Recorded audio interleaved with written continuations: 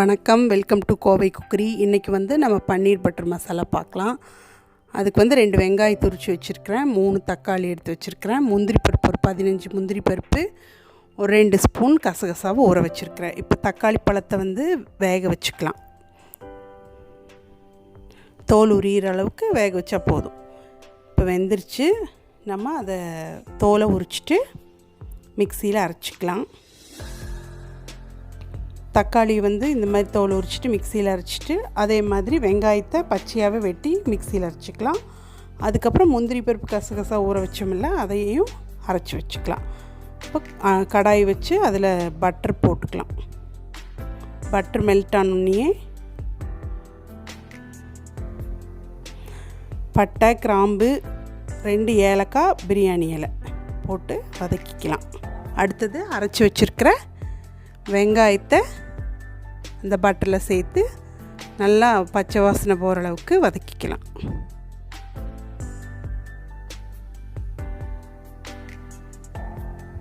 இப்போ வதக்கி பட்டர் தனியாக பிரிஞ்சு வந்தோடனேவே நம்ம அரைச்சி வச்சுருக்கிற தக்காளி பேஸ்ட்டையும் சேர்த்து வதக்கிக்கலாம்.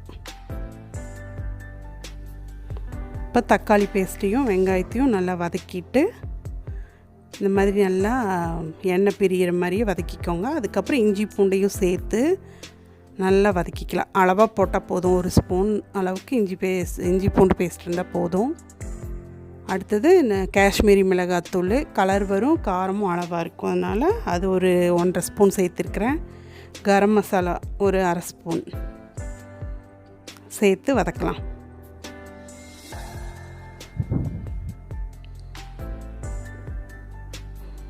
நல்லா வதக்கியாச்சு. எண்ணெயும் பிரிஞ்சு வந்துருச்சு மேலே பட்டரு. அதுக்கப்புறமா மறுபடி நம்ம அரைச்சி வச்சுருந்த முந்திரியும் கசகசா பேஸ்ட்டையும் சேர்த்துக்கலாம். இப்போது ஒரு வெங்காயம், பெரிய வெங்காயத்தை தனியாக கட் பண்ணி வச்சுருக்கிறேன். கசூரி மேத்தி எடுத்து வச்சுருக்கிறேன். அது கசூரி மேத்தி வெந்தயக்கீரை ட்ரை ஆனது. மறுபடியும் ஒரு சின்ன கடாயில் கொஞ்சம் பட்டர் சேர்த்துக்கலாம். அதில் நம்ம கட் பண்ணி வச்சுருந்த ஒரு வெங்காயத்தை போட்டு கொஞ்சம் பொன்னிறமாகிற வரையும் வதக்கிடலாம். அது கூடயே நம்ம கசூரி மேத்தியும் போட்டுக்கலாம். வதக்கிட்டு நம்ம ரெடியாக இந்த பன்னீர் பட்டர் மசாலாக்குள்ளே சேர்த்துட்டு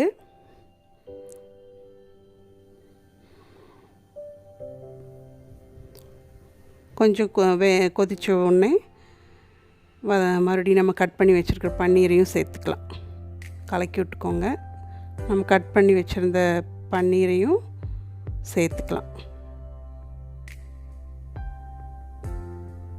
பன்னீர் போட்டு இப்போ ஒரு 2 நிமிஷம் கொதிச்சதுக்கப்புறமா நம்ம ஃப்ரெஷ் க்ரீம் சேர்த்துக்கலாம். ஃப்ரெஷ் க்ரீம் இல்லைன்னு சொன்னால் பால் பவுடர் 2 ஸ்பூன் போட்டு சுடுதண்ணி போட்டு கலக்கி வச்சுக்கோங்க. அதையும் சேர்த்துக்கலாம். இப்போ என்கிட்ட ஃப்ரெஷ் க்ரீம் இருக்குது, அதனால் நான் அதை சேர்த்துக்கிறேன்.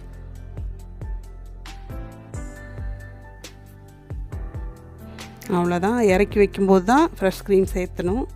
சேர்த்தியாச்சு. இப்போ நம்ம ஒரு கலந்து விட்டுட்டு நம்ம அடுப்பு ஆஃப் பண்ணி வச்சிடலாம். நம்ம பன்னீர் பட்டர் மசாலா ரெடி ஆயிடுச்சு.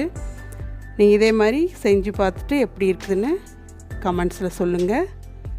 நன்றி, வணக்கம்.